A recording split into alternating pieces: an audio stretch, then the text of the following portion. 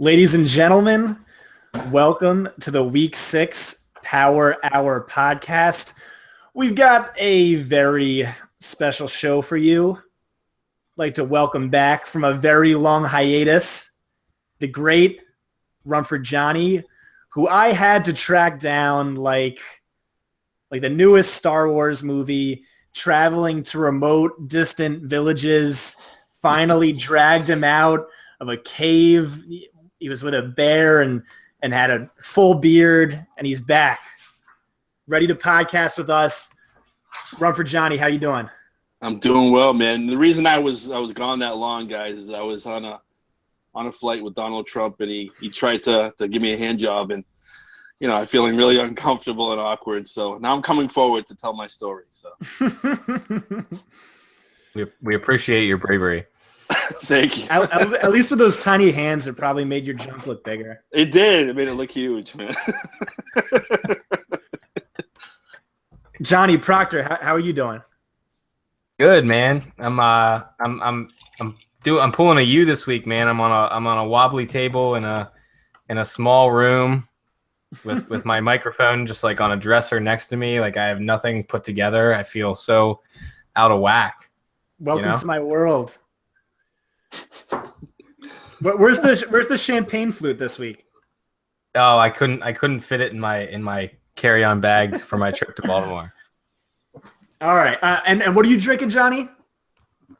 Dogfish Head Pumpkin Ale. It's Denny Carter's favorite beer. Yeah.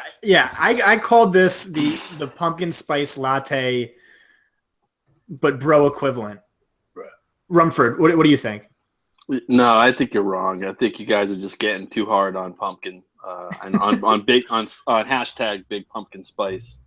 Because there's a lot of crap pumpkin stuff out there that people just throw like cinnamon and like star anise in and stuff like that. But that's garbage. But there's good quality pumpkin libations out there, and I think Proctor is actually drinking one of them right now, which is Dogfish Head. So I kind of like it. So I'm not going to bag on Johnny. And I'm also, by the way, drinking straight up a man's drink, tequila and lemonade in a mason jar like a fucking weirdo hipster. But it's delicious, and I need a lot of this tequila to really kind of deal with you guys for the next hour and a half or so. So. All right. Well, I'm the fading. Elite Lemonade Dynasty League appreciates it. Oh, nice. Elite Lemonade. There you go. That is Elite Lemonade, by the way. Very much so. All right. Well, I'm fading pumpkin spice, and I'm playing butternut squash in a GPP. Nice. Johnny, you want to talk? I don't know what that means. I don't know either. You want to talk GPPs? I do. I mean, not too much. First, real quick. Sponsorship. Yeah, I want to. The podcast today is sponsored by FanShare Sports. Again, we continue to hook up with these guys. They're doing good stuff. They are looking at players as they're tagged on social media, a lot with Twitter. Fantasy recommendation sites, seeing who is writing articles about who's talking about who. And they aim to cut down your research time by curating hundreds of pieces of DFS content on a weekly basis. With FanShare Pro, which is still currently free. It's free to sign up, so go check it out. You can use player tag counts and their sentiment ratings to gauge potential ownership levels. So for an example for this week is Jamal Charles is very high on their list of tagged running backs, but his sentiment rating is pretty low. So basically, half of the community is talking about wanting to play him, and half of the community is talking about not wanting to use him. So he's one of those players who's getting a lot of conversation, but he may not end up being as highly owned as you might expect. So they look at two things: whether people are saying you should start players, you should sit them, and how often players are being talked about. So you should go check them out. You can find them at fansharesports.com, and you can find them on Twitter at fansharesports. Sign up for free. Check them out. It's good stuff. And I'm going to make sure to tweet out some of their ownership numbers from last week so you can see sort of how they did with what they were tagging and where players were owned. Nice. Great job, Johnny. Do you want to talk? What do you want to do? You want to talk quarterbacks? You want to talk games? What are we doing? Yeah, man. You want to talk quarterbacks? Yeah, let's do it. I'm so glad you guys are prepared for this shit. We were just hoping you would carry us. Like, oh, really? This is come on, dude. I'm just a guest now. I'm not carrying the moving the heavy lumber anymore. Come on, dude. You're not Ray Summerlin, man. I can't carry you like I can do with Ray. Come on. You're like Martellus Bennett, where you just like pick up the scrap touchdowns as Gronk goes for the 100-yard games. That's it, man. I'm the Luke Cage of this podcast. I'm the Nicolas Cage of this podcast. Oh man. Are you really? Nice. Nice. All right, give me a quarterback. All right, so stop flirting with Rummy. So a quarterback that was like crazy popular last week and ended up being a great play was Brian Hoyer. He's still priced down this week. He's, I think, 5,800. Goes against the Jags. You guys in on Hoyer again this week? I am. I don't know about you, Joe. What do you think, Scotty? Yeah, so this one's like super interesting to me. Johnny, you were going to write him up, and then you decided not to when you looked at how opposing quarterbacks were giving up the fourth fewest yards per pass attempt to Jacksonville, and that like really caught me off guard and wanted to make me move off of Hoyer, who's been really dominant the past 4 weeks. Or since he started, he's leading the league in yards over that stretch, 3 games now, I think it is. He's one of PFF's top 5 graded quarterbacks over that stretch. But the yards per attempt thing is a concern to me. But I look deeper into it, and Jacksonville is actually giving up the most fantasy yards per drop back. So really, they're not giving up a lot of yards, but they are giving up a lot of touchdowns, including rushing touchdowns. I'm not really sure what that means exactly, how sustainable that is. And they have faced some tough quarterbacks like Andrew Luck and Aaron Rodgers so far. I'm not really sure what to do. I think he is a good value, and the matchup I don't think scares me. But Johnny, I want to hear your thoughts on that, on those stats I just threw out. So one of the reasons that Hoyer's been so valuable over the last few weeks is because he's hit, especially in DraftKings, he's hit 300 yards all 3 times, and that 3-point bonus is huge on DraftKings because it's essentially a touchdown. And I think one thing that's weird about Jacksonville is that they're just so bad that quarterbacks aren't really having to throw against them a whole lot. So you saw, I think Aaron Rodgers threw for like 199 yards. Andrew Luck threw for like 220. And they haven't – I don't think they've allowed a quarterback to throw for over 250, but every quarterback has had an efficient game against them so far. So I think I kind of like Jordan Howard more because they're so bad, but it's hard to disagree with using Hoyer because he's playing so well right now. And I don't think the Jags are good by any means. And the real question is how bad the Bears defense is. And if they're as bad as they were last week, then even the Jags will probably be able to move the ball. So it may mean that Hoyer has a few more pass attempts than some of the previous quarterbacks. I mean, I'm okay with him. I'm not as in love with him as I was last week. No, I like that logic. I actually like this game kind of low key because I think people are really looking at when we're looking at the quarterback battles on these slates. Where everybody's thinking about Alex Smith and Carr. When we're thinking about other quarterbacks, but I kind of like the Hoyer, stack. And playing some contrarian stacks, and I actually like Bortles a lot. I mean, coming off a bye, I think his ownership is going to be pretty low. And I'm pretty big on A-Rob this week as somebody that I definitely want to have in my lineups. So I think for GPPs, I can definitely see stacking Bortles with Hearns and A-Rob, and at least some of my GPP lineups because I really do think that both of these teams are garbage on defense. They'll be able to move the ball at will. So, but I agree with you on Howard. I think that he's a pretty safe cash play actually too as well this week. He's one of those guys. No matter what the script is, he's still going to get minimum 15 touches. So I like him a lot as well. Yeah, I like Howard a lot too. I think we'll talk about him maybe a little bit more once we get to running backs. I do like Hoyer. I mean, another plus for Hoyer is that he is a home favorite this week. Johnny, I know you were kind of on Dalton, and we had some debates about it. And a big thing for me was, like, he's been okay recently, and he's priced so low.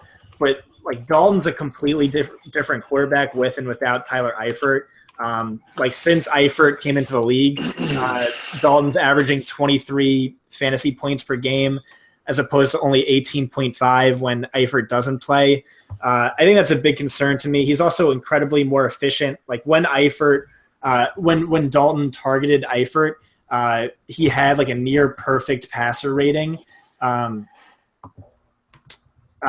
up right now, he had a 144.1 QB rating last year when targeting Tyler Eifert, and it was 94.2 the rest of the time.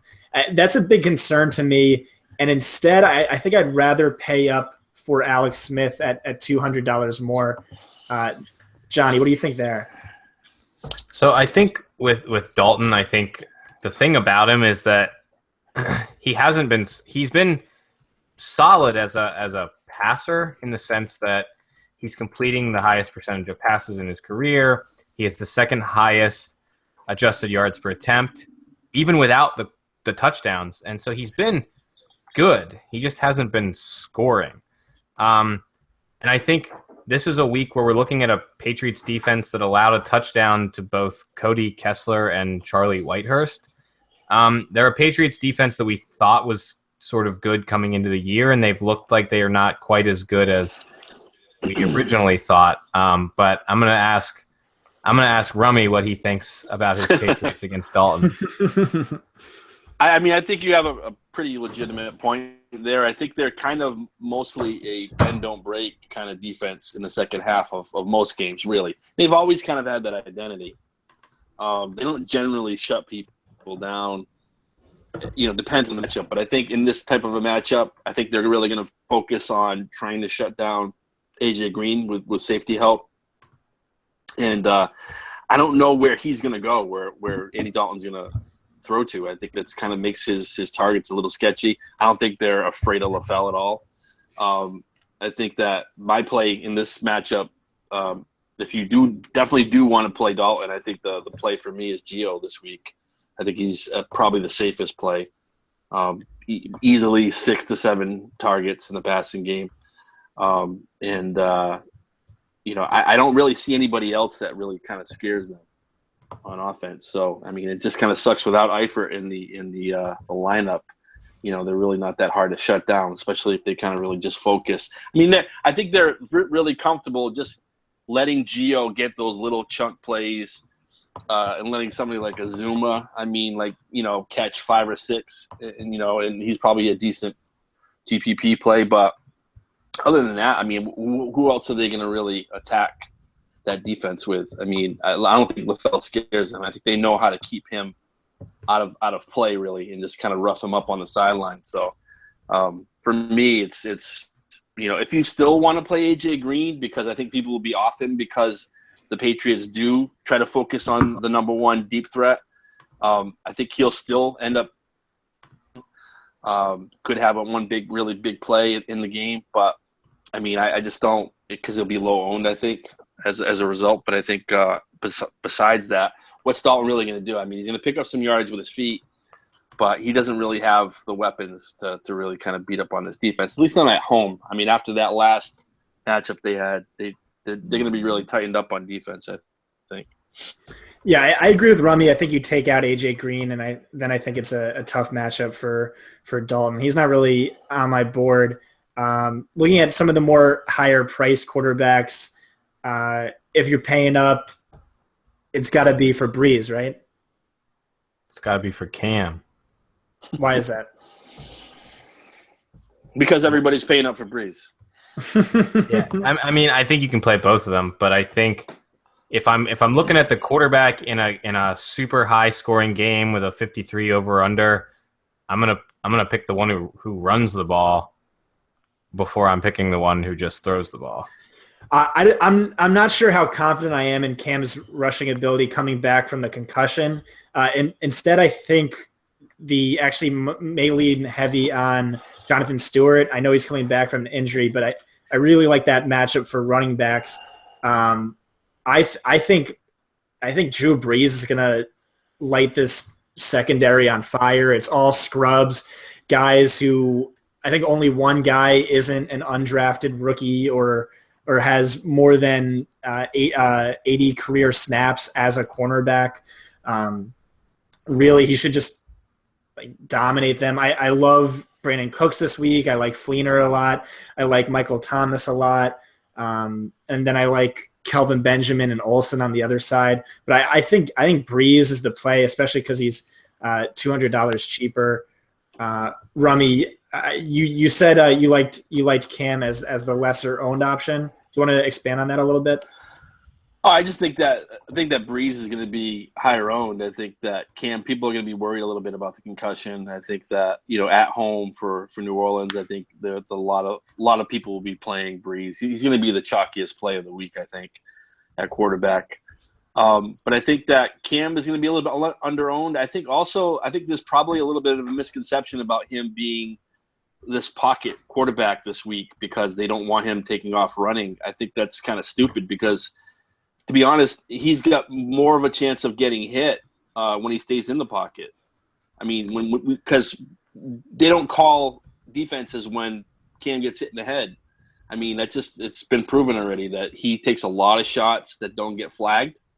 So if you're Cam Newton, what would you rather do? Stand there in the pocket and take a shot to the chin? Or would you just want to roll out and protect yourself that way? So I think he's still going to run some. So I'm not really concerned about him not getting yardage with his feet. So I'm feeling Cam because I think he'll be under-owned and comparatively to Breeze, and that his rushing yardage is probably still pretty safe. Here's my thing.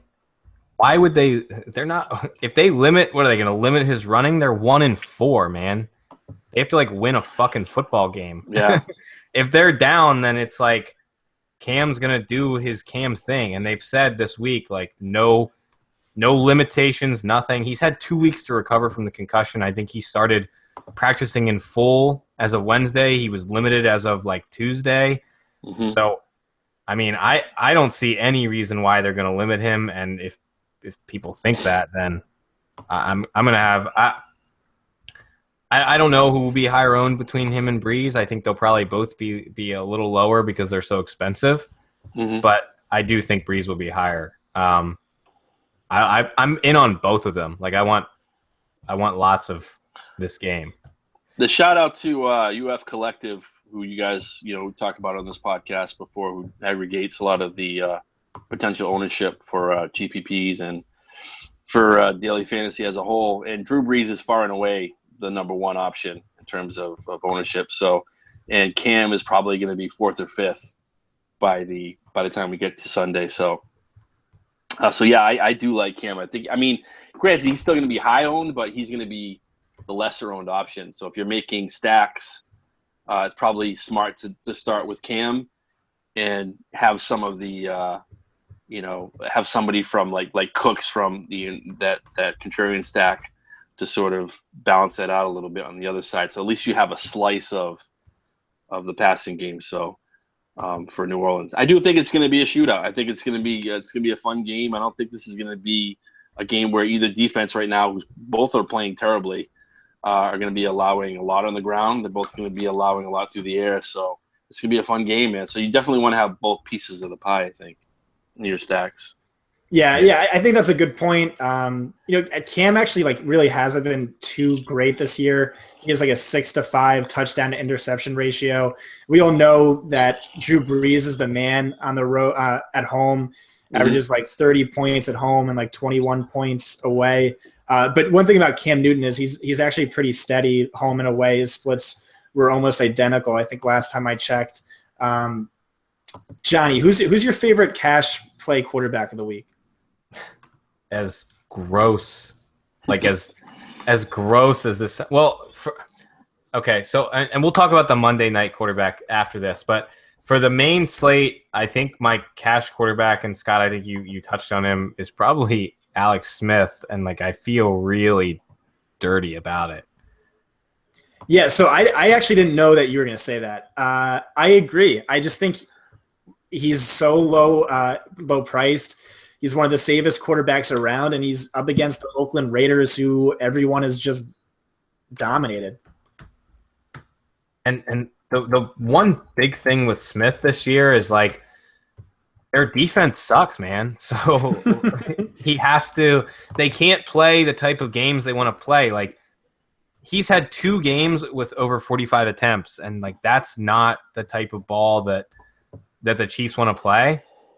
And they're not going to be able to stop the Raiders from scoring against them. So in 2 games where Smith has thrown over 45 attempts, he has 287 and 363 yards and 2 touchdowns in both of those games. And in the first game against the Chargers, who put up a ton of points against them, he also rushed for a touchdown. So I think we might see like a similar type of line as he had in week 1. I also want to say that Alex Smith prior to this season has averaged about like 2 fantasy points per game more when Jamal Charles has played. He kind of does a lot of work as a receiver, and Alex Smith benefits from that. Rummy, what were you going to say? No, I was going to say nothing, actually. Sorry. I don't know if I had anything else to add to that, really, to be honest with you. All right. Yeah, and just to shout out Fanshare again, Alex Smith is the 3rd most tagged quarterback. He's tied with Carson Palmer, and pretty much everybody's recommending to start him. So yeah, I mean, he's going to be popular. I think if we're doing shout out, go ahead, Rummy. I know. I just said there's something to be said too. Obviously, too, in this matchup, that your opponent's probably going to have Alex Smith as their head-to-head cash game quarterback. So it's probably maybe smart to play Derek Carr as your cash game play, because I do think both defenses are going to be pretty soft. I think this is going to be a pretty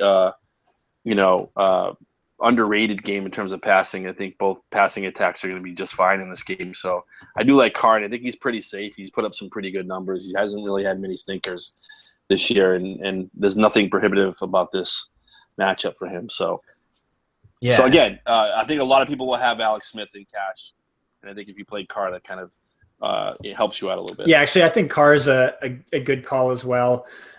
He's PFF's top-graded quarterback for the season. He's playing at home. He's really been playing lights out, though his stats might not really reflect that. Also, I wanted to shout out Sal from 2QBs, just because we talked about Alex Smith, and we always get to mention his name, especially on the week we're talking about playing him in cash. All right, go ahead, Johnny. You want to talk Monday night? No, I just want to say for Carr, like their O-line might be as good as the Cowboys, so it's huge for him. Yeah, for sure.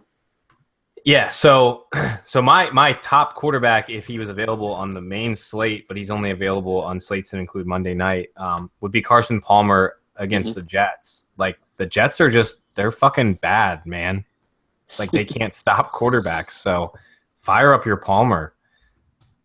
Yeah, I agree with that. If you're playing the Monday night slate, I think Carson's the easy top play. I also like him in GPPs. I don't think he's going to be too highly owned. Like Carson really hasn't done too well this season. He ranks 25th in PFF QB rating out of 34 quarterbacks. But I really like this as a game to bounce back. The Jets are just atrocious, giving up the highest yards per attempt to opposing passers. And I really like John. And they're getting beat deep. They're giving up, I think, the most. They're tied with Oakland for the most 35-plus yard and 25-plus yard passing plays. So I really like John Brown's chances. But, I mean, it could also be Michael Floyd or J.J. Nelson, for all I know, of beating them deep. Rummy, what do you think about Carson? Yeah, I like him. And I'm with Proctor. I mean, it sucks that he's not on the main slate, but definitely, in GPPs, I love having a slice of that Monday night game, especially with guys like that. And you mentioned John Brown. Love having him in the flex, man. He's 4,500 this week. Really nice, really nice play. You can definitely move some other players in that same framework. You can drop in a running back if you want in that spot, if you want to differentiate from the crowd. But I think he's definitely going to be in a lot of people's lineups, probably a lot of cash lineups too as well this week. But I definitely love him as a GPP play. Just that 8:30, drop on Monday is beautiful because you can do a lot definitely at the last minute to kind of help you move up in a GPP. Yeah, and he's honestly a reason why I'm probably going to have more exposure to the Sunday, Monday cash game slate than I normally would, because I think people are going to miss out on using Palmer, and I think he's a cash play. Mm-hmm. All right. I guess my contrarian quarterbacks that I'll be writing up are Matt Stafford and Aaron Rodgers, pretty much primarily just because they came in so lowly owned. I think my reasoning here is with Stafford, Tremaine Johnson's out. I think there's another injury to that secondary.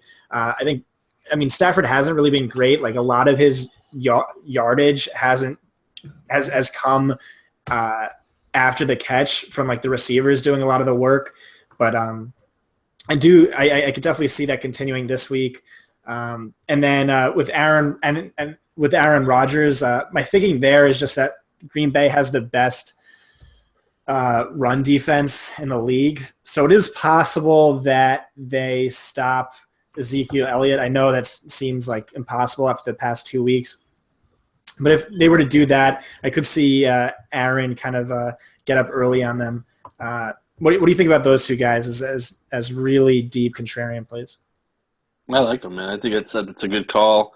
And I think what happens with ownership with these guys who've had sort of inconsistent production or have had some really down games, as Rodgers has had, that it's reflected in ownership. We see a lot of names that are more consistent at the top, and when somebody has a bad week, it really does drop these guys down to that single-digit ownership. So I do like him this week. I obviously love to stack him with Jordy as well. I think he's still a good play. So. Yeah, man, I'm with you. I like that play.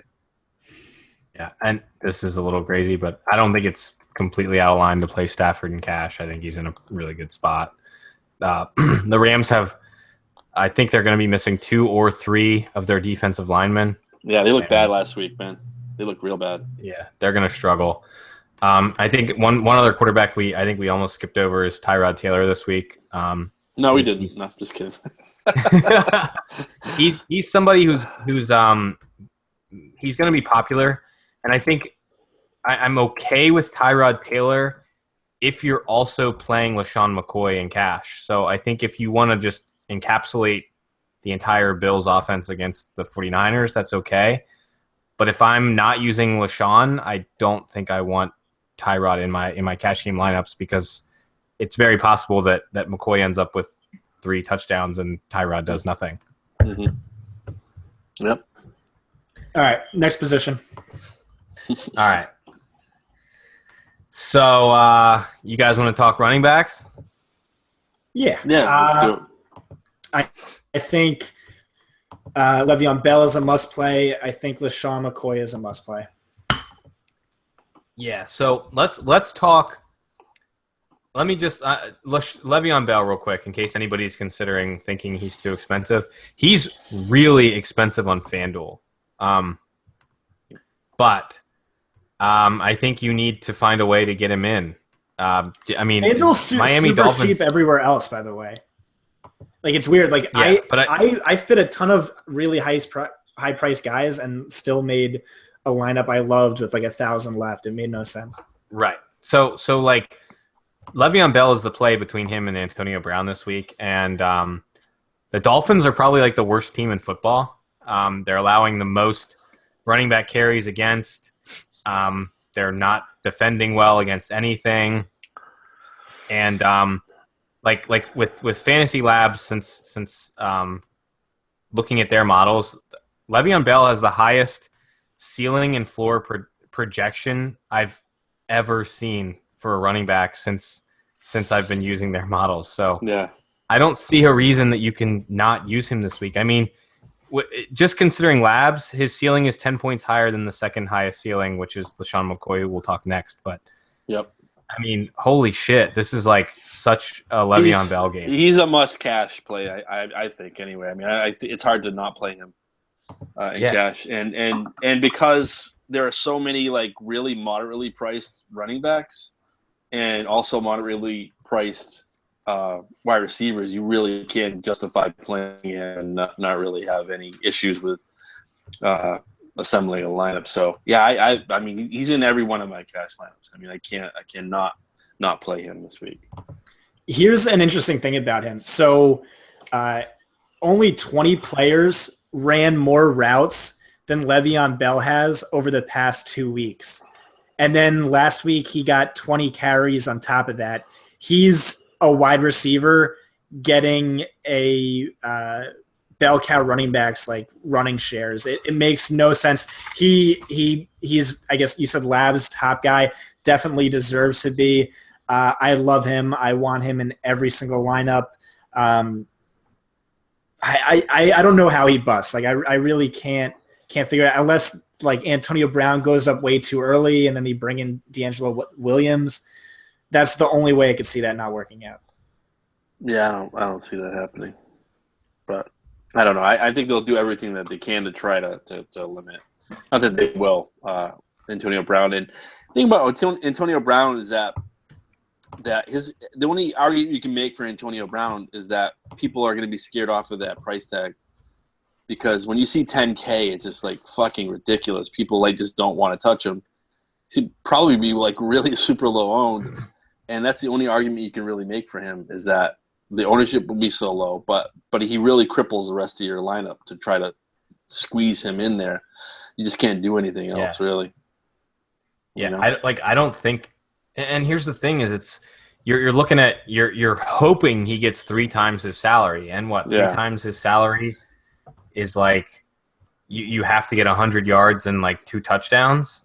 I mean, holy shit, it's not like that's a normal game for Brown. That's like a good game for Brown. Yeah, that's a really good game for Brown. Yeah. So I mean, which the nice thing is that eventually this week his price will come back down again for next week, and beyond, because he's not going to meet expectation with that price. So at least his price will start to inch back down again, which will be nice. But yeah, I mean, I just think that you kind of have to play Bell. I think the other thing too is, with not to get off on a tangent about the Steelers, but Sammy Coates, man, if there was ever a week to like, just even though his price has only gone up a little bit, just to avoid him. I mean, with that fucking finger, I mean, I think the only reason he hurt his finger is because the ball actually hit him in the hands and it was a foreign object. He didn't know what it was, because he's used to hitting him in the chest. But I would move away from him this week, and I think Bell just so safe because he's going to be that outlet, underneath. Ben doesn't have Heath Miller anymore for the intermediate stuff, so Bell by default is really becomes that intermediate tight end, in the passing game. So I love him, man. Yeah, and locked and loaded. Nice. The chalk you cannot ignore. Let's put it that way. Yep. And then LaShawn McCoy against the 49ers. Yeah. So here's the thing with like McCoy. I think a lot of people are going to come down to whether or not they want to play. There's 3 guys who are. I mean, DeMarco Murray is more expensive than the other 2, but you got DeMarco Murray, LaShawn McCoy, and Jordan Howard are kind of like your. Mm-hmm. Who am I playing other than LaShawn McCoy, or who am I playing other than Le'Veon Bell? And I think the answer is LaShawn McCoy. Scott, where are you at on those 3 guys? Those are my 3 guys. I love LaShawn McCoy. He's been a bell cow in every single week this season. He's the only running back to do so. Remember, that's like a stat I use. It's like if you played over 66% of the snaps, had over 66% of the carries, over 66% of the running back targets in any given week, and he's done that every single week. And he's leading the league in running back snap percentage. He's just completely matchup proof. If they get way ahead, if they get way behind, there's just not enough depth behind him to really use anyone else. they're just going to give him a monstrous load. And he's been fantastic. He's been one of the most efficient running backs, even though that's really all the Bills have going for them. He's been incredible up against a 49ers team. They should blow out. He's going to see that entire offense is going to see a ton of snaps. He should run all over them like every other running back has done so far. Really like him. Then Jordan Howard, I'm super excited about too.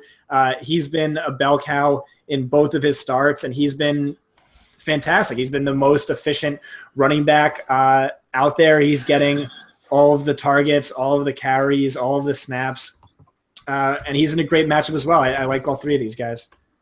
Rummy?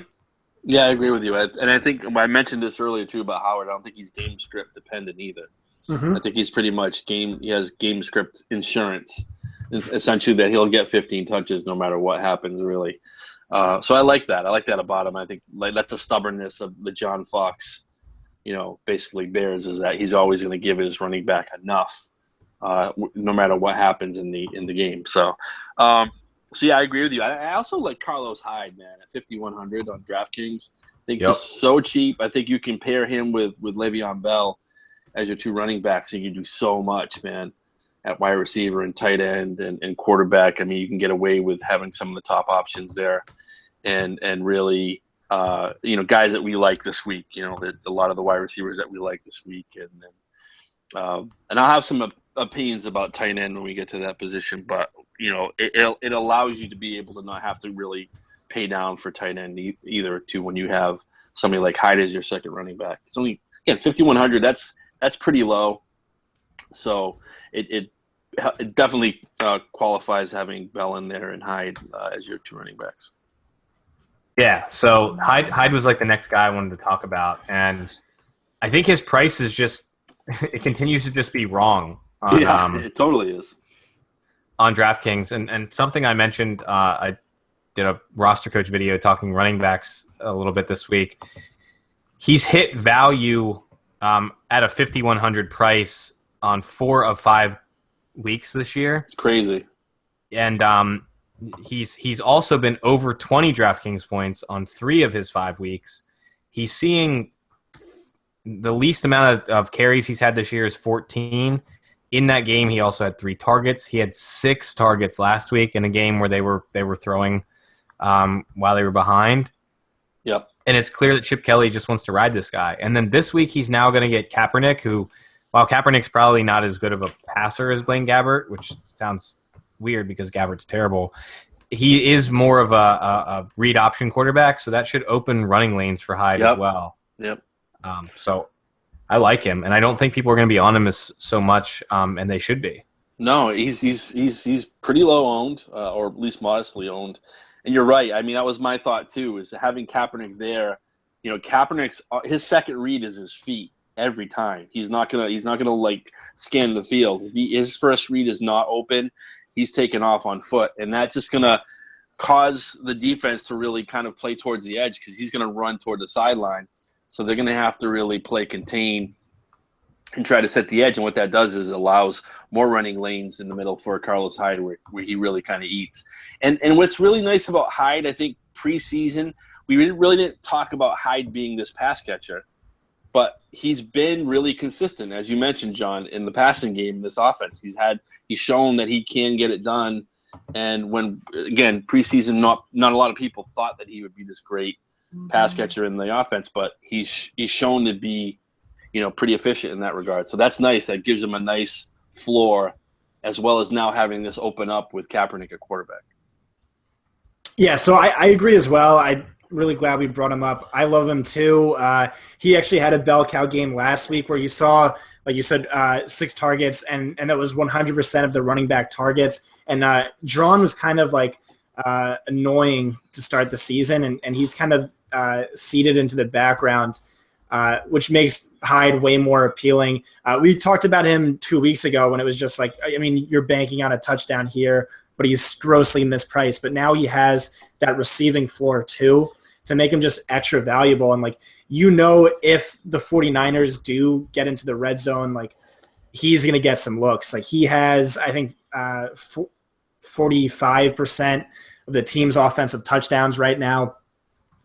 Really, that's their whole offense. And then there's the narrative with Kaepernick coming in, who's perhaps more mobile than Gabbert, with a worse arm. Maybe they lean heavier on the run, or the run is more efficient. Better arm, but he only has one speed.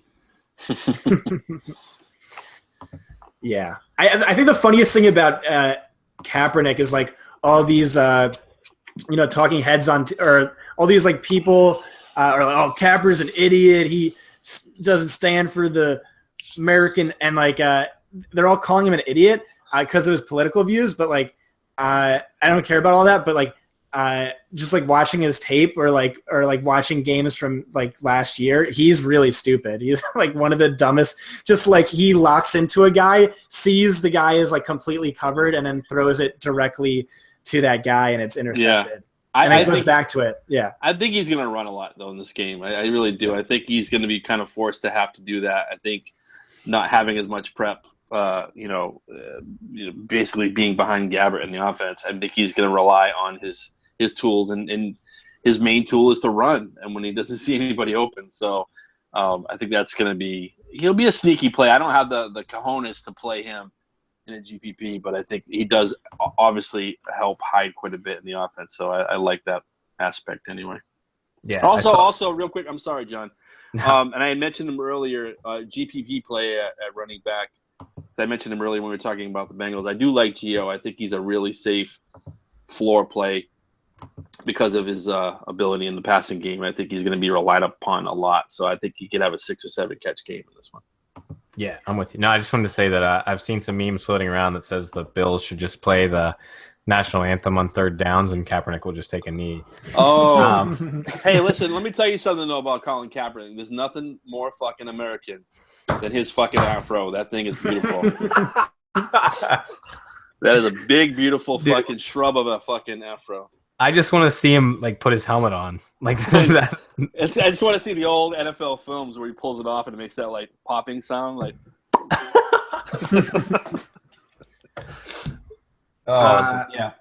Yeah. So Gio, Scott, I know you have a stat on what the Patriots are giving up to skill positions through receiving versus what they're giving up via rushing. And it's crazy lopsided for the Pats. Like they're not allowing rushing production, which means Gio is probably the guy. And then I think Jeremy Hill might be like legitimately hurt. He left the game early week 4. It came in and out with a shoulder issue. Then he didn't finish last week. And then now he's still on the injury report. And just to throw in there, TJ Calkins just told us that Carlos Hyde was only 5% owned on Fantasy Aces this week, so he may get over too. Thanks, TJ Calkins. Good man, Scott, TJ Calkins. He is a good guy. Scott, you got that number? Or do you want me to keep going on? So that's true. The Patriots are giving up the 10th most receiving fantasy points to running backs, and then the 5th fewest rushing fantasy points to running backs. So that definitely does seem like a Gio game, and I think that weird Jeremy Hill injury is really going to benefit Gio. Just looking in that range, though, I think Jonathan Stewart's injury interesting. Even though he's coming back from an injury, this is really just like a beautiful matchup for him. And then Jamal Charles is right at that same price point. And really the most efficient running back of all time, ranks first all time in yards per carry. A Hall of Fame fantasy running back for sure. And then right below him is Terrence West, who they just fired their offensive coordinator for passing too much. And he had a monster game, over 100 rushing yards, I believe, on just like 10 carries. Then you have right tied with him is LeGarrette Blount, who Patriots are favored by 8. And every time the Patriots win by at least 7, Blount's average points per game jump by like at least 10. And then you have Ryan Matthews, who might be in the best matchup of all. You want to sort through this for me, Johnny, while I go take a leak? Yeah. So Ryan, Matt, like the Skins are I guess you can call them the worst rushing defense in football. They're allowing tons of yardage, tons of touchdowns. They're just not good. And pretty much the reason why Mark Trestman got fired last week was because Terrence West was averaging something like 8 yards per carry, and he only got 11 attempts against them. So Ryan Matthews is like that is like my go-to in GPPs is to fire up Carlos Hyde and Ryan Matthews and then figure out what I'm doing from there. Rami, you like those two? I do, yeah. And obviously, again, shout out to UF Collective. Pretty much averaging about 5% ownership for Matthews right now. So that's really, really nice for a GPP. Oh, yeah. And two other guys that I really like that we didn't talk about. Mark Ingram, I think, is a really good play this week. And Kristen Michael against Atlanta. You guys on either of those two? Yeah, Kristen Michael's a great play. Yeah, and he's still his cost still hasn't really gone through the roof yet, and he's still getting a lion's share of the touches. So he's a very good play. He's another guy that I would alternate in there, especially if you're making stacks. If you're going to do like a really interesting contrarian stack would be Christine Michael, the Seattle Seahawks defense, and maybe Tyler Lockett. Because you can get you get that basically that control of the game, Christine Michael getting the touches, you get the defense, and then potentially Tyler Lockett, who's now apparently healthy and almost bare minimum, returning one for a touchdown, which is really a great double dip. So yeah, for sure. And I guess one guy I want to mention that. Well, I'm not done with Christine Michael. So he's averaging about 16 carries per game and over 4 targets per game. And those are including the games where Thomas Rawls did play. And there's reports that like wind and the weather is going to be a major concern. If that happens, I really think they're going to lean heavy on Kristen Michael this week. I kind of like that whole offense, that whole Seattle offense bouncing back. I think Russell Wilson has had time to get healthy. The whole offense, man. It's gonna be amazing, dude. Graham looks great now, so yes, it's gonna be a lot. Baldwin, I mean, it's gonna be the tits, man. It's gonna be a really good matchup. Yeah, and I think we didn't talk about him, but Russell Wilson's a really, really nice. Yeah, I do. I like him as well. He's my other. I'd actually like him as a cash play too. I think his cost is still pretty low. Yeah, I think if the weather permits, like it's not going to be windy, it's just going to be rainy, then you can use Wilson in cash too. Yep. Oh, and so the running back that I want to discuss, but I'm off of Lamar Miller. I think that offense is just not good. I see people mentioning using him in cash. I think that's just fucking insane. He hasn't done anything to show that he's reliable for cash. So I mean, it's pretty dangerous, I think, for cash. Yeah, Scott, where are you on Lamar? I like him as a GPP play, but I agree with your take that he's not cash game viable. Yep. Any other running backs you guys want to talk about? That about does it for me, man. Yeah, you guys named everybody on my list. Yeah, and Theo Riddick. Yeah. I don't know about the health. That bothers me. He's out. He's not playing. He's not playing? Okay. Nope. And you can't play Justin Forsett on at least DraftKings, I think. Oh, really? So I don't know. He don't make the law. He just enforce it. By the way, before you go on, I wanted to say, man, I noticed because I'm watching you guys back and forth here. John's getting beers delivered right to him as his podcast. I'm just gonna say, dude, never get married because once you get married, that shit will stop, dude. Oh, I know, man. I'm keeping it rolling. That's a pro tip, bro. Once you put a ring on that shit, you're done. So I'm gonna let her know you said that. She's gonna be really upset. No, but she'll keep bringing you beers, bro. Don't worry about it, man. You're all good. Just don't get crazy. Don't get crazy, man. Don't get crazy. But I just want to say, look at Scott trying to keep it professional over here. I mean, you're talking about girlfriends. You're making me feel lonely. So Zach Zenner, I think, honestly, could be an interesting or Washington if he It's plays. not the preseason, dude. Calm down. Could be interesting GPP plays. No, you're right. You're right, man. If they get a bell cow roll, we haven't really seen that with or we saw it last week with one running back dominating everything. Where it was but now Theo Riddick's gone, so that there goes that receiving running back. So then it could be Zenner possibly as the runner and receiver as everything, and it could be shaping up like how well he performed in preseason last year. But that I do think that is kind of a bold, ballsy call. Yeah. I like it. I don't know. I think that is ballsy though, man. If it happens, we're fucking. That's it. We're shutting it down. Yeah. I mean, don't load up on it, but if you brought it up, especially because Zach Zenner stinks in the regular season.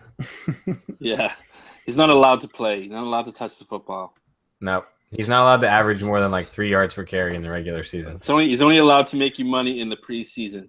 There's a conspiracy against Davis Maddock. The NFL is just guys, Janis is so good, but we can't let that happen. He has to body catch everything and not see the field.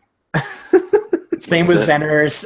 Odell Beckham Jr. is the only one allowed to be on steroids. What? What are you talking about? I don't even know what's happening right now. Let's talk wide receivers. Is this a Donald Trump conspiracy? What's up with this shit, man? By the way, when we were talking about Christine Michael, Donald Trump thought we were talking about a chick and wanted to fill him up. So, but anyway, go ahead, man. Trump went right for the pussy.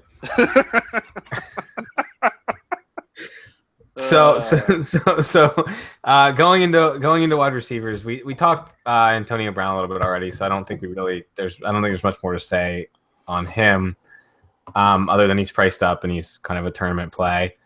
I think Kelvin is a guy that people are talking about a lot, and I'm not really all that interested in him this week. Where are you guys on Kelvin Benjamin this week?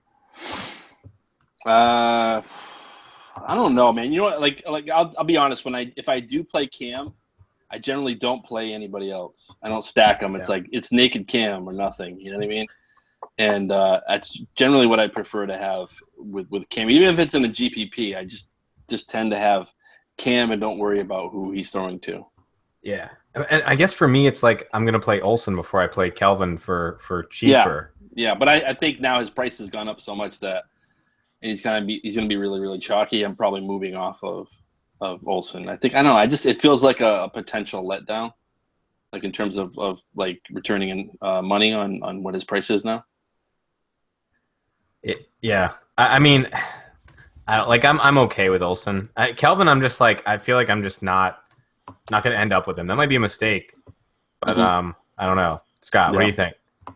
Yeah, so I'm going to have Kelvin and some of my Drew Brees game stacks. And I think he's going to go low owned on DraftKings just because Olsen's probably the better play from a cash sense.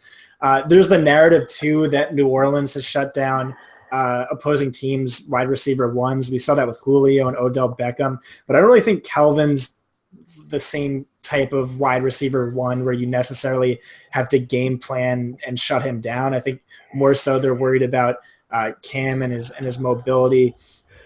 I like him more on FanDuel for sure, especially because he's so touchdown dependent.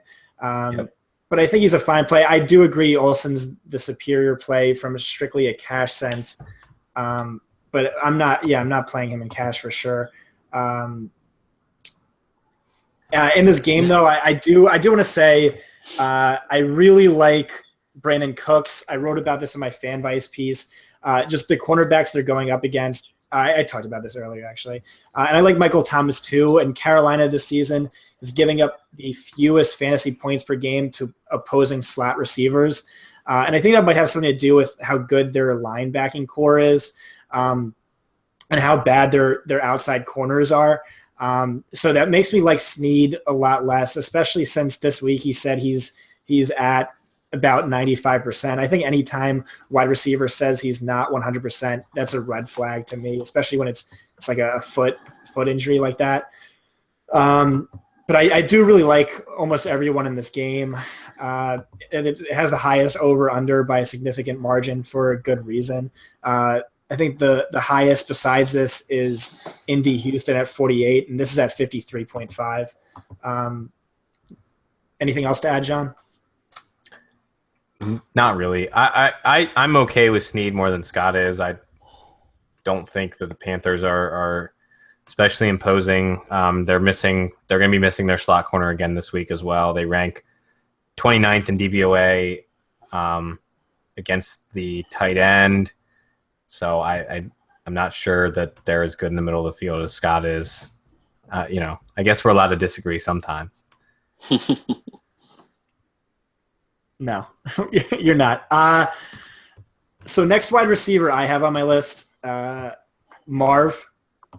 We kind of talked about a little bit with Stafford. Johnny, that's your boy. You want to go in right now? I mean, Marv has been my boy all off season and whatnot, but ever since he's been banged up, he hasn't. He had 3 pretty solid games to start. Then he's been on the injury report off and on, and he hasn't done much since being on the injury report. So I kind of shy away from players I think might be hurt, and I think that might be possible for him. Though he is the cheapest he's been since week 3, so I think you can consider him. Though I'm not sure you need to go that route with Marv this week. He's going to be a lower owned in GPPs, though. He's not going to be up near the chalk at all. So that's one positive anyway. But I kind of agree with John a little bit. I think that when he gets to somebody, and he's shown that too prior in his history when he was with the Bengals, when he get a little dinged up, he's kind of hard to rely on, even when he was the second option in that offense. So kind of tend to agree, but. Yeah, the thing I consider that too, but he practiced in full all week and wasn't on the injury report, so I do see this as a bounce back game for him. And another thing too is I always questioned Marvin's ascension to elite wide receiver 1 status, and my whole reasoning behind that was look at the cornerbacks he's beating. He's beating garbage cornerbacks, but that's what he's going to get this week with Trumaine Johnson out.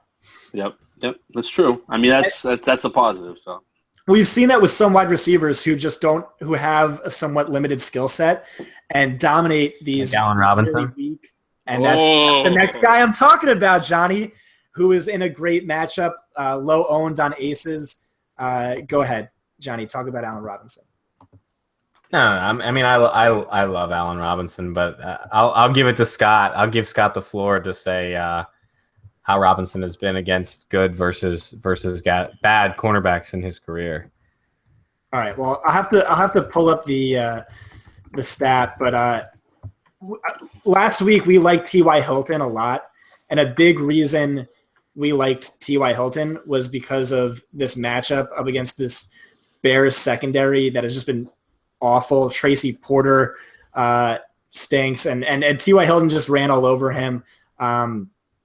So my stat for Allen Robinson was he averaged 0.68 fantasy points per target against PFF's top 20 graded cornerbacks, and he averaged 3.1 fantasy points per target against our bottom 25 graded cornerbacks, and that's in a sample size of, or for those at least, it was 32 targets and then 23 targets. Guess where Porter ranks in the bottom 25? So I really like Allen Robinson this week. I think he beats up on the Bears. I think he's a great GPP play, and his price is low. I'm not sure if I'd play him in cash though. Anything to add, either of you two? No, I'm with you, man. I like A-Rob, and I think I talked about this earlier. I love a GPP stack of Bortles, A-Rob, and Hearns this week.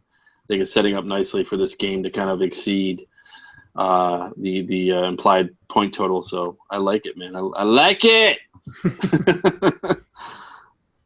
And also one more guy too I want to bring up, and this is sort of along the lines of the some of the New England Nuggets guys. Gronk did not practice today. He has an illness, which could be just chlamydia if we know Gronk. But chances are it could be the flu, and I think they're really happy with just playing with one tight end being Bennett. Now Bennett also, even though he went off last week, does have a little bit of an ankle issue. So I think if Gronk is out this game, I think they go more 3 wide receiver sets in this game, and I think that really kind of boosts Edelman, who kind of maybe had sort of a down game in terms of expectation last week because of the tight ends going off and most notably Bennett. So I think Edelman's actually kind of a nice play this week. I think he's a nice pivot because people will be sort of down on him after last week, thinking that he'd really have a huge game. And if Gronk is definitely out, I think Edelman kind of really stands to benefit the most because I think that's where the focus will shift in the offense. I think Edelman's a great call, Rummy. We always like him in cash because he has that high floor due to the massive volume he sees. Also, Cincinnati's giving up the 6th most fantasy points per game to opposing slot receivers. So it does kind of look like a matchup we could exploit for our benefit. Yeah. And Belichick. And after Go ahead. After he busted last week, people aren't going to be on him. So Edelman's one of my favorite tournament plays this week. As like he was kind of Evan Silva mentioned on his podcast this week with Ross Tucker. Edelman was like the only player on the Patriots last week that didn't go off. Like even LeGarrette Blount had a touchdown and like Edelman sucked. So. Yeah, it's one of those like big bounce back spots for him, and Brady's gonna, that's his boy. He's gonna be incredibly low owned. I think he's gonna be really this is what's really nice about what happened with Bennett is because people will still be on Gronk. I think I mentioned this earlier in the week. I think even though Gronk potentially could be out, we don't know. We'll have to wait and see. But it's an early game, so that's really good for us. But if he's out, I think people automatically will assume Bennett's going to eat in this game, and I think that's probably bad process. I think Edelman gets the most of the targets. I think we'll probably see a little bit more too of Bennett because when they go 3 wide, Bennett blocks a lot more. Yep. So that's another thing that kind of takes away some of his targets. So yeah, absolutely, that's like one of my favorite plays, especially in GPPs. Yep, for sure. So I think Landry is another low-owned slot receiver who busted last week that I think not a lot of guys are going to be on. And then me and Johnny both like 2 other slot receivers for their matchups, and that's Doug Baldwin and then Tavon Austin, who feels really gross to recommend. But no, it doesn't because he's what, 3,900 on DraftKings? Yeah, finally. I mean, he's so low, dude. So he's got to be the top dollar per target value this week, or maybe Curly, but Johnny, you want to talk about why you don't like Curly and then why you do like Tavon Austin? No, so I just want to say there, like on DraftKings, there are 1, 2, 3, 4. There are 5 4,000-ish wide receivers who were all like as of Monday were all in play. That's Tavon Austin, Cameron Meredith, Eddie Royal, Michael Thomas, and Jeremy Curley. Yep. And I think as of hearing that Kaepernick is going to be playing, I think I sort of crossed Curley off my list. Kaepernick throws the ball like 500 miles an hour, no matter whether it's a 40-yard route or it's a 40-yard route. I think that hurts Curley a lot. The one thing Gabbert could do is he could put touch on short passes, though he was not very good in the long passing game. And I think he really worked well. His skill set worked well with Curley. So I'm out on Curley until we see Kaepernick and him work together. So for me, I got these 4,000 range guys: Austin, Meredith, Royal, Thomas. Yep. If Royal doesn't play, then it's just Thomas, Meredith, and Austin. I think they're all really, really close. Though Austin against Quandre Diggs is like the matchup of the week. Diggs is like possibly the worst corner in football. So Tavon should be able to do some serious work. So he probably hedges out the group a little bit at the top for me, but it's tough to pick between those guys. And I think Meredith is probably going to be easily the highest owner of that group. So yeah, and if Royal sits, I don't know. I mean, where do we end up, Scott? Where do you end up on those guys? That group. Yeah, I hate to say it just because of how inconsistent he's been and how bad of a football player I think he is, but Tavon Austin still ranks 12th among wide receivers and targets, and he has the dream matchup that really like I'd want to target if any slot receiver was up against, and he's so low priced. I like Cameron Meredith. In the beginning of the week, I kind of thought he was like kind of trappy just because like I want to hold out hope for Alshon, who saw Vontae Davis and Darius Slay in shadow coverage each of the last 2 weeks. There's a narrative going around that Vontae Davis hasn't been shadowing, but at least according to PFF, that's not true. So I'm not as high on Cam Meredith as a lot of other people, but if Eddie Royal doesn't play, really do have to like him. I heard a shout of jubilance from Rumford. Were you going to add something? Jubilance? No. I just farted. I just farted, so I felt really good. So I was very jubilant, man. Well, I mean, like that's fitting considering we were talking about Tavon Austin. Yeah. No, I mean, you know, everybody that you guys mentioned. I mean, it just again, what happens is that sometimes DK, especially DraftKings, overlooks a lot of guys who are really target hogs, and they're just mispriced every week. And those just happen to be guys that, because we talked about being able to play Le'Veon Bell and some of those other guys at the top of your lineups, you can certainly fit all these guys in there and really construct a really high floor lineup, especially in cash. So I love these guys, man. And again, John Brown has only 4,500, has seen 20 targets over the past 2 weeks. You can read my article or Johnny's for why we're both on Tavon Austin.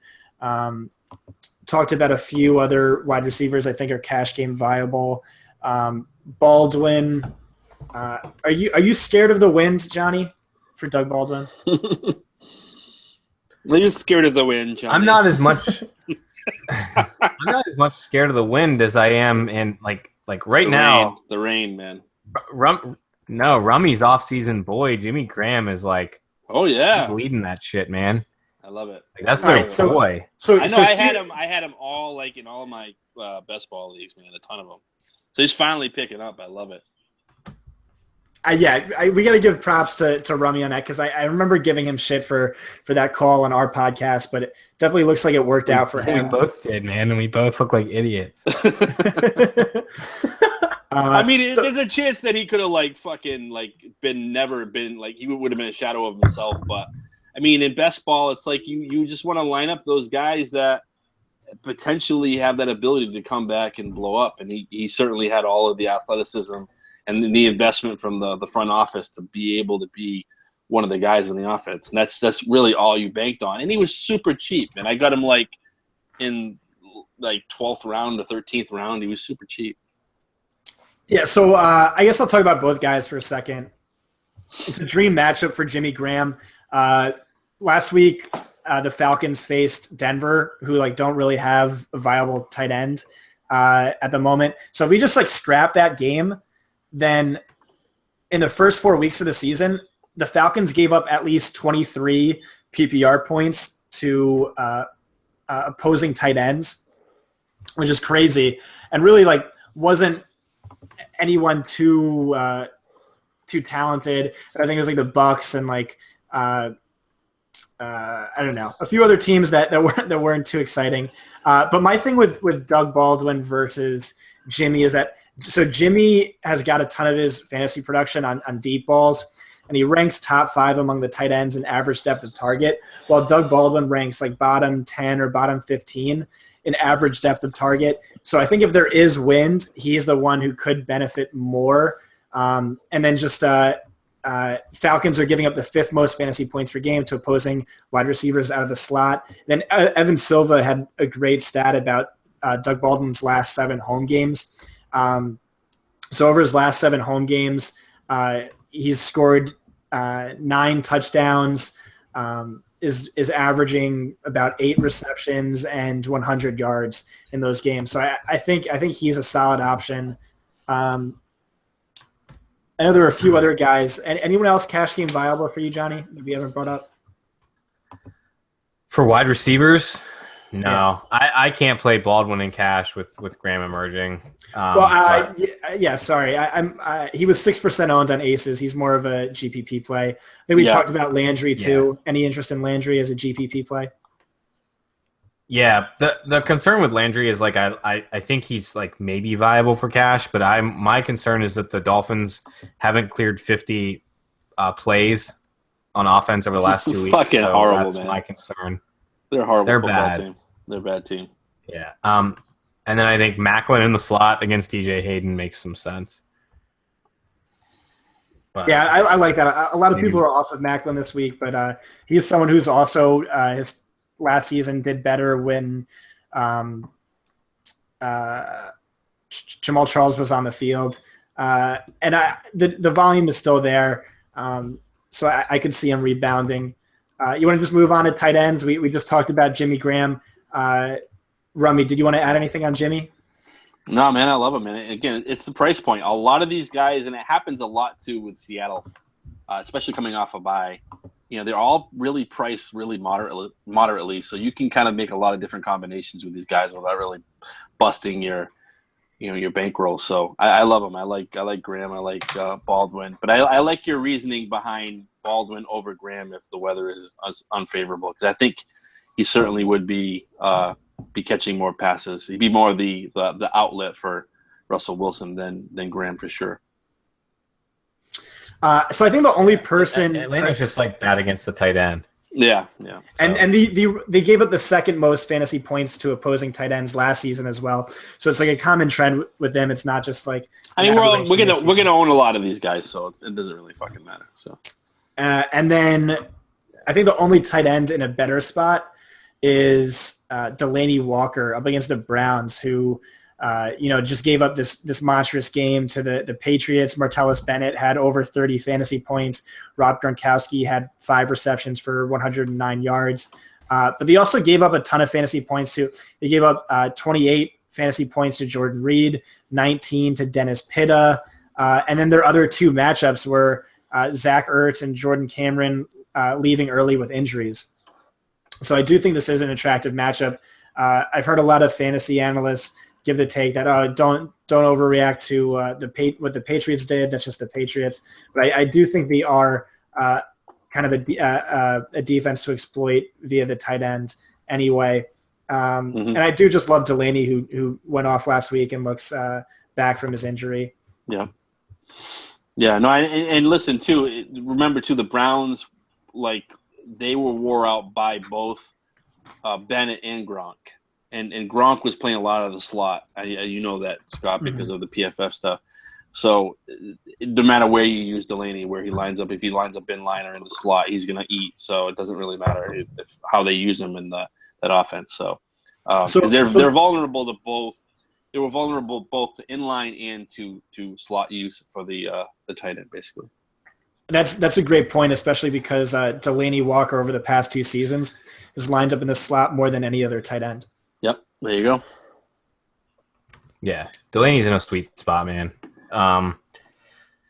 It's tough when you've got Delaney, you've got Travis Kelce, and you've got Jimmy Graham all in that 4,900, 5,000, 5,500 range on DraftKings. To pick between the 3 of them, I think it's pretty tough to pick one of those 3.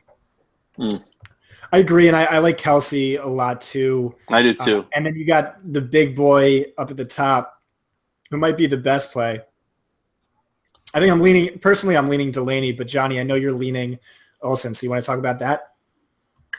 Yeah. So, like, Greg Olsen has been insane this year. He's averaging 21 DraftKings points per game. He gets to go against the New Orleans Saints, who are ranked 29th against the tight end per DVOA. They're just getting beat up by the pass. And if you want like the best, most reasonably priced exposure to the Panthers offense on DraftKings, it's Greg Olsen. And so it's hard to ignore him.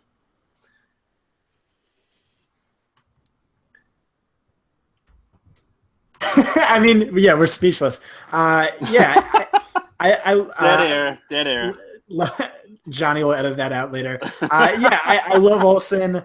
I think it might be somewhat noteworthy that like a huge chunk of his fantasy points came from Derek Anderson and not Cam Newton, especially when your narrative all offseason was Cam Newton and Kelvin Benjamin are boys. So maybe the 2 old white guys are boys. I don't know. But I do think Delaney is the play here, just given matchup. it would have been more of a coin flip for Jimmy if the win wasn't a concern. I do like Travis Kelce a lot as well. Yeah. So we're only talking high price guys. Is there anyone low price that you really like? Yeah, it's gonna get gross real quick. But where's everybody at on Kobe? I mean, his price is so like attractive, and this is a massive shootout. But he's so like he's one of those guys that's like he's like the dude like you're riding with, like you're going to the party. Don't forget to tap for the keg, dude. He's the guy you're like, oh, don't worry about it. I'll bring the tap. Don't worry about it. Everybody gets to the party. You got the kegs rolling out. Fleener shows up. He doesn't have the tap, and you're fucked. It's like, dude, that's Fleener. Like, that he has the athleticism, but like he just doesn't have that like that kind of instinct to like just tear it off at 1 week and really put in a huge game. I mean, he has had some decent games, but I mean, I'd play him only in GPPs, obviously, but I'm not going to have a ton of exposure.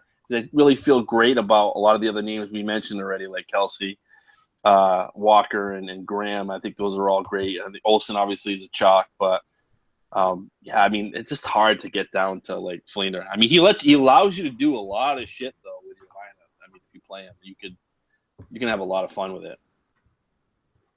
Yeah, and so like I was actually backwards. So it's Carolina the 29th against the tight end, New Orleans in the middle. They're like 16th, but I think you can play Fleener in cash and like it's. Oh no! I think you can do it. Yeah, you probably could. I mean, because he's priced so low. I mean, what does he have to return for you, really? I mean, like 10 points, really? I mean, essentially. He doesn't have to do much, man. Yeah, I mean, that's shit, like 10 or 11 points. I mean, that's not much. So, and he'll do that, but it's like, that ceiling also isn't like super high either. So. Yeah, so I just wanted to say that was the greatest player comp I've ever heard in my entire life. That was fantastic. Yeah, I mean, you're getting the tight end on the team that has the highest implied point total in the highest over-under game by a pretty wide margin, and he's like it or not, he's sixth among tight ends in targets per game. So I do like him. I agree it doesn't feel good, but I do think he is a solid play this week. It doesn't feel good. That's it. Yeah, it feels like sitting next to Donald Trump on a plane. It's very well, that makes sense because it makes sense because Fleener is often grabbing his pussy. I mean, the dude is. Anyways, so another tight end who I think is makes a little bit of sense this week because Steve Smith is out is Dennis Pitta. Though he's priced up, yeah, I think he's going to replace a lot of the targets that Smith was getting in between the 20s. Feel about Pitta? He's all right. I mean, he's a decent play. I mean, I just hate that offense so much, man. I mean, I fucking hate the Ravens. I'm not stoked about it. I don't feel like super comfortable. But I mean, I would like in a GPP, yeah, for sure. Like definitely not in cash because I just don't trust that offense right now. So yeah, Pitta's third among tight ends in targets per game. His issue is he's really not getting any red zone usage. They kind of pull him out for Crockett Gilmore. He has 0 touchdowns this season. And yeah, Rummy's right. This offense is kind of weird with Steve Smith probably out. Not sure what that means. Is Kamar Aiken the guy? Is Dennis Pitta the guy? And they use more 2 tight end sets. I really don't know. And Pitta's not someone I'm bending over backwards to play. But I could see him going off. So. I think another tight end to consider is Zach Miller. He's been fine since Hoyer's been at the helm, and I think you can use him again this week. He's pretty much met value for 3 weeks in a row with Hoyer. So here's your GPP. Here's your GPP stack. Ready? Here's your GPP stack. Kirk Cousins and Vernon Davis. I mean, I know it's out there, but I mean, nobody's gonna fucking own him. Nobody. Like he'll be like less than like 0.4% owned. Now's Paul. Maybe now it's Paul. I mean, I would say Davis is probably going to see the majority of the snaps, though. That's the thing. Yeah, that was my know. thoughts originally too, Rummy. But I don't know. I'm hearing a lot I try not to deal with Niles BD Paul. on a Sunday. I would prefer Paul, honestly, because you know why? Because in that pros versus Joes thing, I actually fucking drafted him in like the 30th round, whatever the fuck that was in that thing. But because I knew Jordan Reed would get hurt, so I grabbed Niles Paul. But yeah, I mean, I don't know. I think they're saying that Davis is probably going to get the. I was just looking at CSN, Washington D.C. whatever, whoever covers the Redskins, and they said that Davis will probably see a majority of the snaps. But I do like Paul. I think that's kind of a sneaky play. But I mean, again, not in like in a really cheap GPP. I might throw that out there because that's totally going to differentiate you from the pack.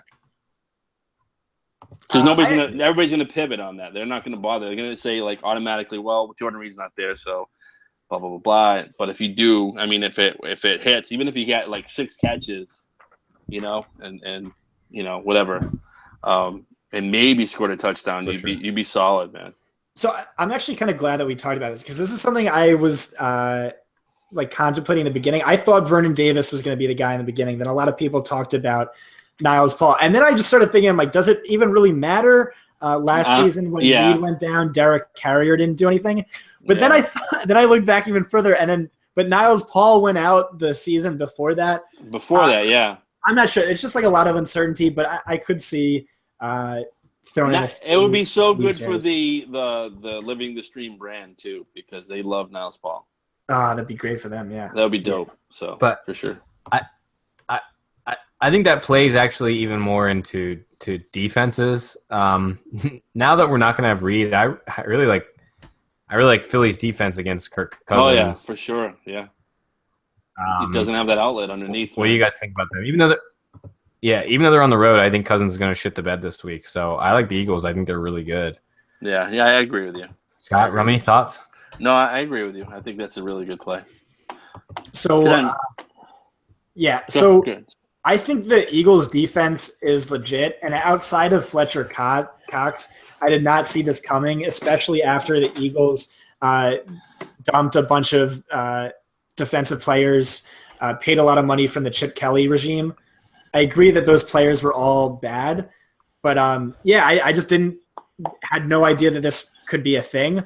And then I looked at an old PFF article from earlier this season. PFF on ESPN Insider ranked all NFL teams and gave the Eagles a top 5 ranking, primarily because of their defense.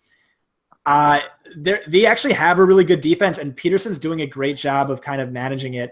I could see them getting to Cousins this week, and I think that's a pretty good play.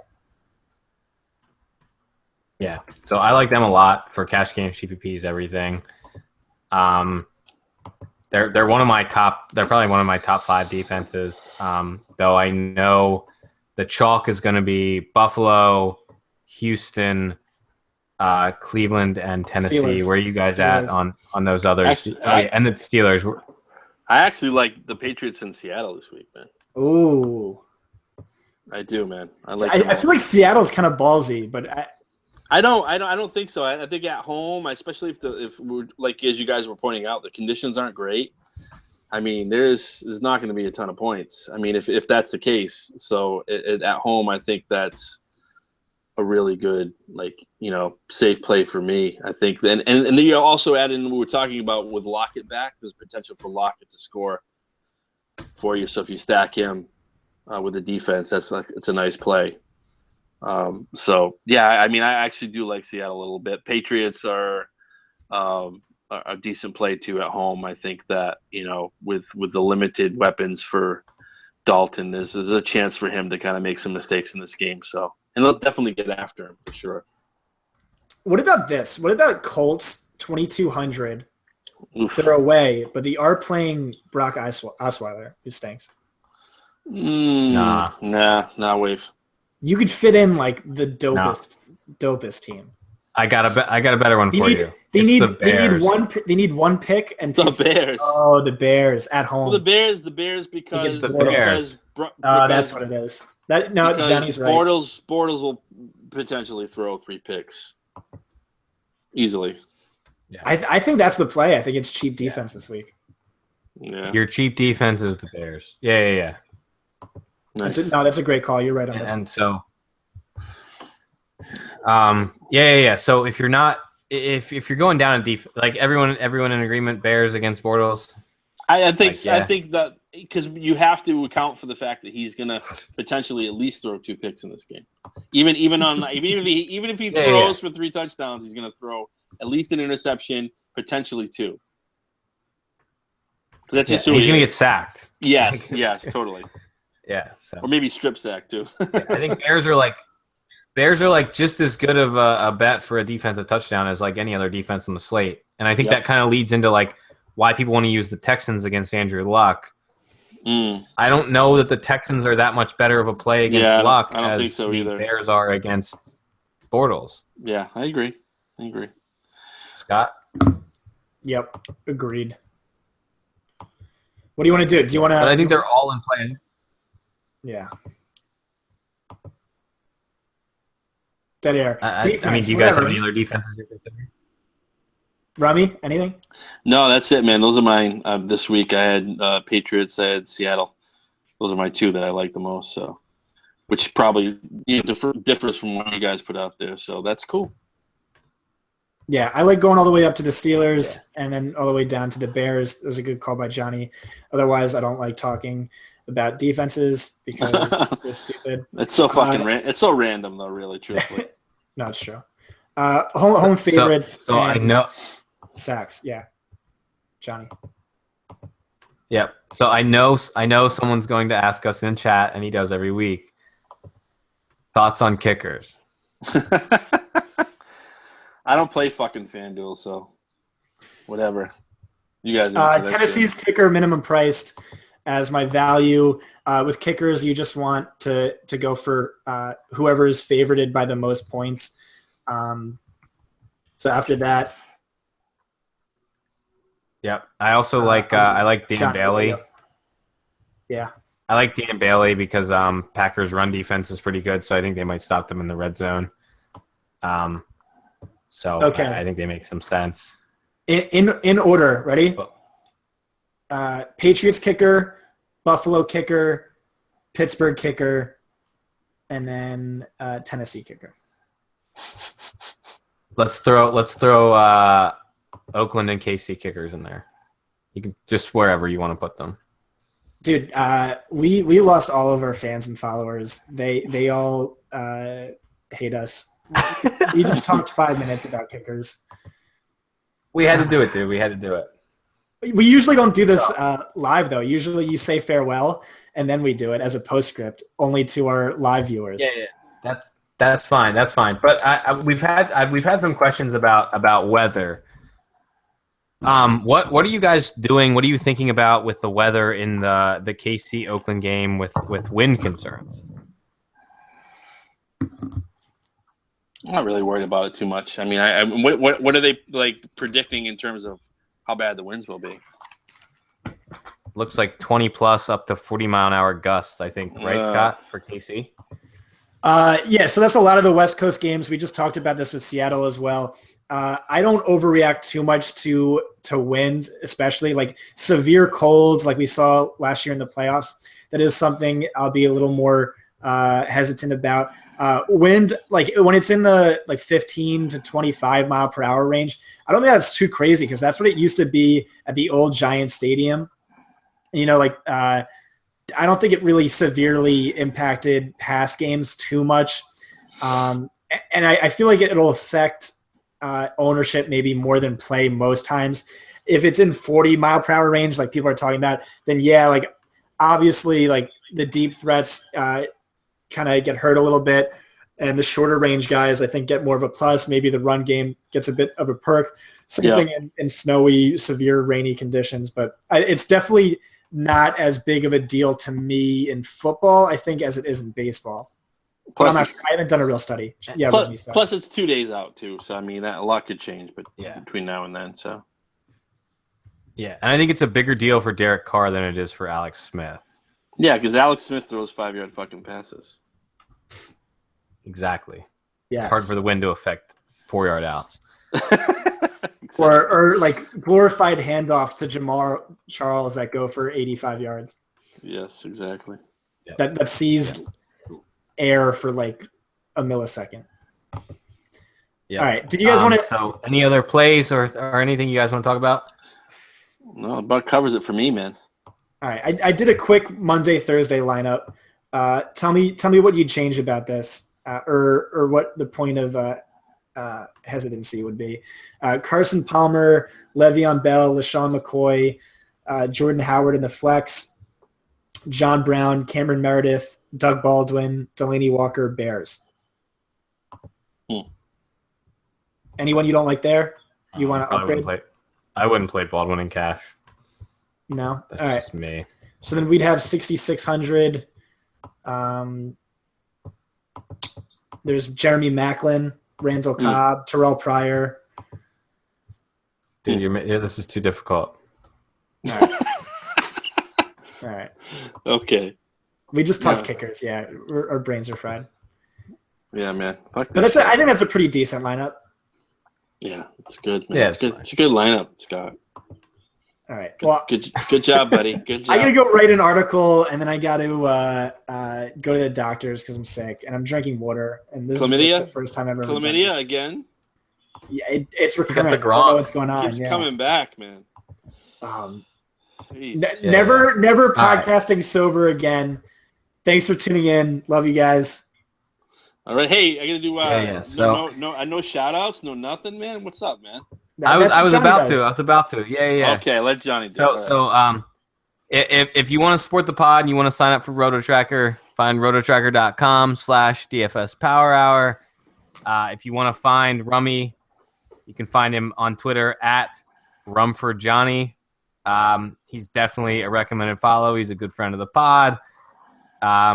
He's a sharp guy. He will occasionally ask questions or answer questions. No, I won't. He's a sharp guy. Yeah, you're a sharp guy. And if you've got Patriots questions, that's where to send them. Woohoo. If you want to find me or Scott, I am on Twitter as a sellout at John Proctor DFS, and Scott as well as sold out. He's on Twitter at Scott Barrett DFB, and make sure you follow the pod at PowerHour_DFS. Rummy, you got any last minute thoughts? Yeah, man. Check out Draft Day Consultants. That is Denny Carter's website, and Sal Stefanelli, and I am part of it. You can hire any of the guns for your. Oh, nice flush, Scott. Thank you, buddy. You can hire us to help you with your fantasy lineups and with one-on-one Draft Day Consulting. And also, guys, in a couple of days, I believe on the 19th, I'll be on the Fantasy Football Comedy Hour doing whatever the fuck they want me to do. I have no idea. I'm going to be doing some weird skits and shit. So definitely check that out because it's going to be silly. Yeah. Thanks, Scott, for taking a shit during the podcast, buddy.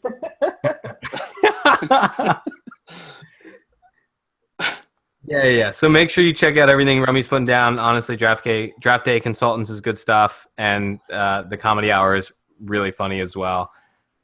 So thanks for joining in, everybody. Hope you have a good profitable week this week, and we'll see you next week. Yeah, this was Thanks the worst. for tuning in. This was the worst one ever, man. I brought it way fucking down. Sorry, guys. Next time I'll try harder. Maybe not, but anyway, that was fun. I drink a lot of tequila. Don't blame me.